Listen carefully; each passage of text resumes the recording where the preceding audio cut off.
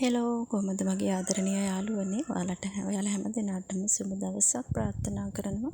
ඉතින් ඔයාලා මගේ channel එකත් එක්ක සම්බන්ධ වෙලා ඉන්න කැමති නම් මාව ඇඳින ගන්න කැමති නම් මාව subscribe කරලා තියාගන්න කියලා ආදරෙන් ඉල්ලා සිටිනවා.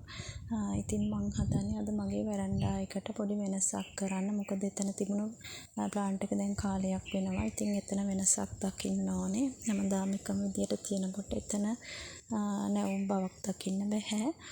ඒ වගේම මගේ ගාර්ඩන් එකේ සමහර තනකොළ වැවිච්ච නැති තැන් තියෙනවා. ඒ තැන් වලට මම පොත් තියලා එතන පොඩ්ඩක් ආවරණය කරගන්නවා. තනකොළ ටික වැවුනට පස්සේ නැවතත් ඒ පොත් එතනින් අයින් කරන්න ඕනේ. ඉතින් මෙන්න මේ වගේ මේ ප්ලාන්ට් එක තමයි මං හිටව ගන්න යන්නේ. ඉතින් කෙනෙකුට හිතෙන්න පුළුවන් අයියෝ මේ මොන කැලෑ ගහක්ද කියලා. අනේ එහෙම හිතන්න එපා. මේ වගේ පැලෑටි මේ වගේ ගාස් හරිම ලස්සනයි. ඉතින් ඔය ඉන්ඩෝර් ප්ලාන්ට් කියන්නේ ඒ වගේ ඒවා වුණ තරම් අද පාරක ගියත් පාර අයින් වල වැවිලා තියෙනවා. ඉතින් ඒ අත්තක් කඩාගෙන ඇවිල්ලා පොට් එකකට දාලා හිටවලා සාත්තු කරන්න වතුර ටිකක් දාන්න පොඩි දරුවෙක් වුණත් සම්බන්ධ කරගන්න මම නම් මගේ දරුවෝ මේ වැඩවලට සම්බන්ධ කරගන්නවා. යාළුවට ඉඩ කඩක් ලැබුණු වෙලාවක අධ්‍යාපන කටයුතු වලින් ඉවත් වී ඉන්න වෙලාවක මම යාළුවා මගේ ගාර්ඩන් එකේ වැඩවලට සම්බන්ධ කරගන්න. මොකද යාළුවට ඒවට ආස හිතෙන්න ඕනේ, ආදරේ කරන්න ඕනේ. මමත් පොඩි කාලේ එහෙමයි මම මගේ ගේ දොරට වත්තට ආස කරා, පිරිසිදු කරා, පිළිවෙල කරා. ඉතින් අදටත් ඒ පුරුද්ද මට ඒ විදියටම තියෙනවා. ඉතින් මං කියන්නේ ඔයාලත් එහෙම ගොඩ නැගෙන්න.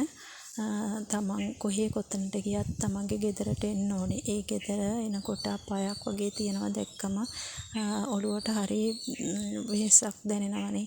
ඉතින් ඒ වෙහස නැති කරන්න තමන්ගේ ගේ දොර ලස්සනට පිළිවෙලට පිරිසිදුවට තියාගන්න ඕනේ. මොකද අපි මැරෙනකම්ම ජීවත් වෙන අපේ ගෙදරනේ.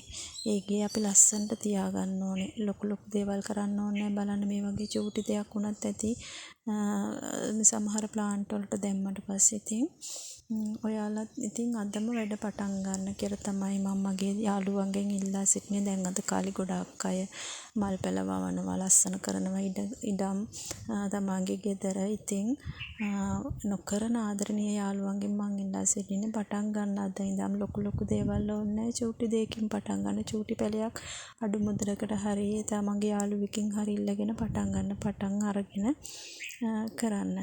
අන්න බලන්න දැන් ඔක්කොතන ඔහොම තියුවට පස්සේ ඇත්තටම මට නම් හරි වෙනසක් දකින්න ලැබුණා. හරිම ආසයි.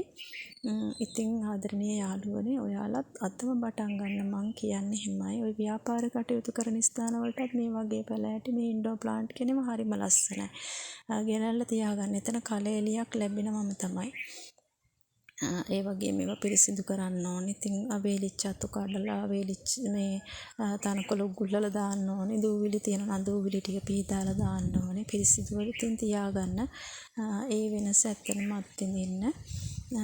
ඉතින් බලන්න ඔය මගේ මම දැන් ඔය හිටවපු ප්ලාන්ට් එක බලන්න මම ලස්සනට හිටවල තියෙන විදිය. මම ඉතින් ඔයාලගෙන් ආදරෙන් ඉල්ලා සිටින්නේ තමන්ගේ ගෙදර ලස්සන කරගන්න කියලා තමයි. ඉතින් අදට මං ගිහින් එන්නම්. ඔයාලා හැමෝටම සුබ දවසක් වේවා. බුදු සරණයි.